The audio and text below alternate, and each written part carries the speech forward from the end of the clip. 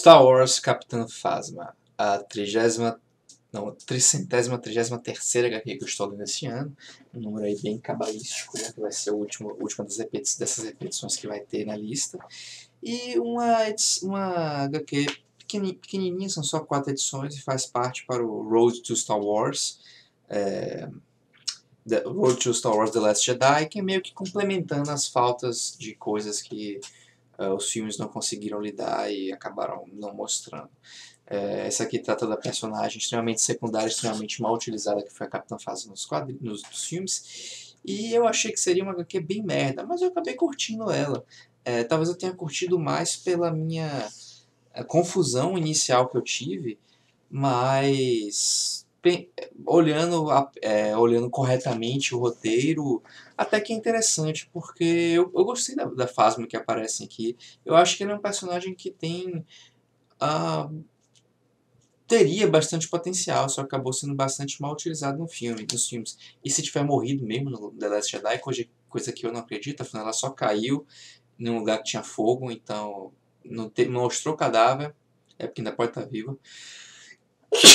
Desculpa. Eu não vou cortar isso porque eu acho um saco ficar cortando vídeo, mas enfim. Essa HQ ela começa paralela ao final do... Esqueci o Despertar da Força, em que a base Tarkila está sendo destruída. No filme, os heróis eles meio que rendem a Phasma e fazem com que ela utilize o computador da base para baixar os escudos. Detalhe que eu não me lembrava que forçam ela a baixar os escudos. E eu nem lembrava que tinha porra de baixar os escudos. Então, quando eu fui ler aqui, me pareceu que do tipo, porra, baixar os escudos, eu não lembro disso no filme. Eu acho que talvez seja uma explicação de por que conseguiram fazer o ataque, e aqui estão querendo explicar porque os escudos estavam baixados. E aí começa com a Capitã Phasma fazendo um registro de log nos computadores, enquanto a base está sendo destruída, vai mostrando bastante ação dela percorrendo a base, e ela analisando, fazendo esses registros, levantando os registros, criando os registros, na verdade, e dizendo que um cara chamado Sol Rivas tinha sido o último cara a utilizar o computador e que ele havia baixado os escudos, coisa que não é verdade no filme. E aí por isso como posso dizer, me desnorteou, porque pareceu que de fato era esse tal de Sol Rivas que tinha baixado os escudos. Porque começa com isso, não começa mostrando ela sendo rendida pelos personagens. E aí a Capitã Phasma vai atrás desse traidor, que seria o Sol Rivas, para matá-lo e eliminar um traidor da primeira ordem. Ela vai fugindo da base sendo destruída, vê Kylo lutando contra a Rey, recruta uma piloto de TIE Fighter durante o processo e vão para um planeta chamado Luprora, um planeta novo de Star Wars, onde vive um pessoal que está em confronto com os seres nativos de lá e que nada disso importa para a Phasma, que ela só quer capturar o traidor. E pela minha leitura, de que não lembrava mais muito do filme, parecia de fato que ele era um traidor e que ela estava atrás. E aí ela vai atrás do cara, mostra algumas cenas dela do tipo não se importando em sacrificar o povo local para conseguir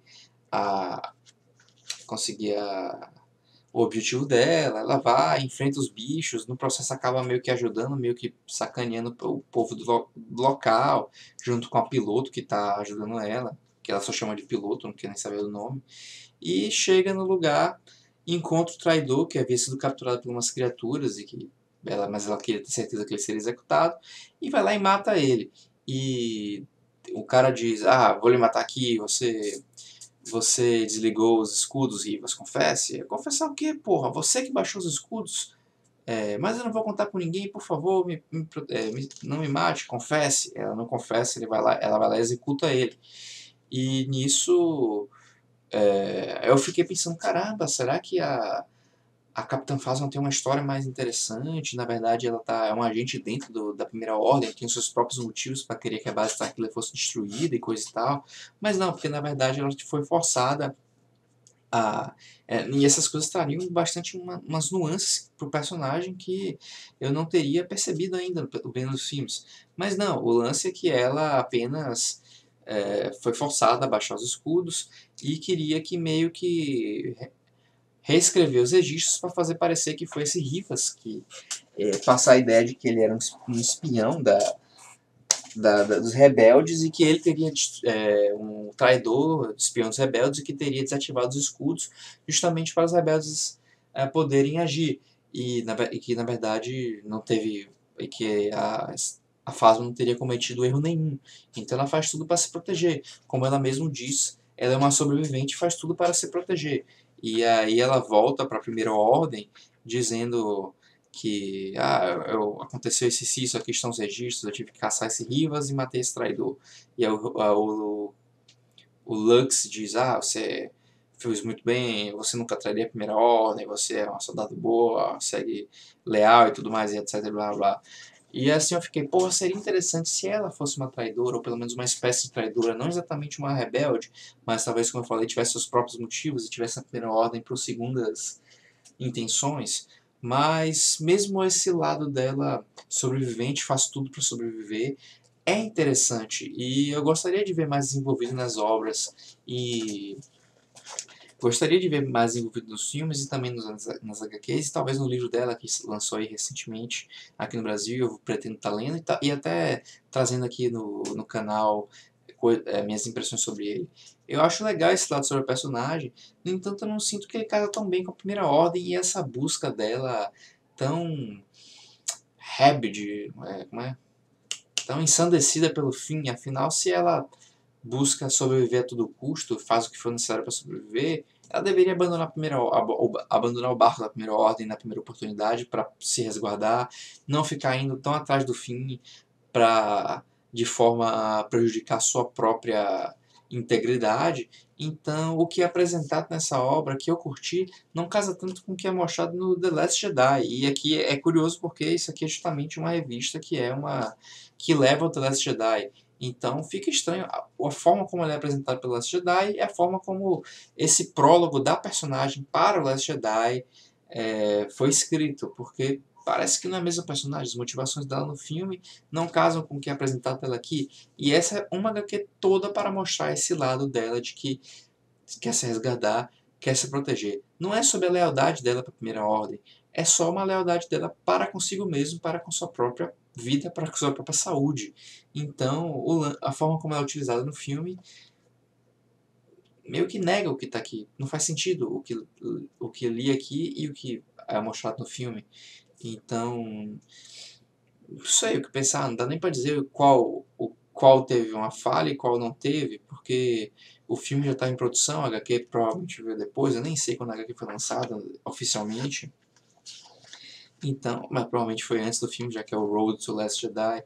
Então fica tudo meio confuso, mas só serve para me fazer desgostar ainda mais do The Last Jedi, que foi um filme que eu acho que tem os méritos dele como um filme único, mas que dentro do todo o escopo de Star Wars, só considerando os filmes, só considerando o cânone A, como chamam a parte que leva em consideração só os filmes, eu já acho ele meio deslocado, e quando considero o universo expandido, pior ainda. E essa HQ só serve para reforçar esse sentimento. Mas eu vou ficando nessa. No fim das contas, apesar de ser uma HQ simples e com um personagem que não teve muita expressividade ainda nessa nova fase de Star Wars, eu acabei gostando dela bastante, até mais do que HQs como Mace Windu ou, ou a Darth Maul, Os Filhos da Tomie, que acabou sendo muito apressada e uma execução muito porca para uma trama que prometia bastante, que traz coisas muito boas, muito relevantes para o universo expandido e para a série Guerras Clônicas.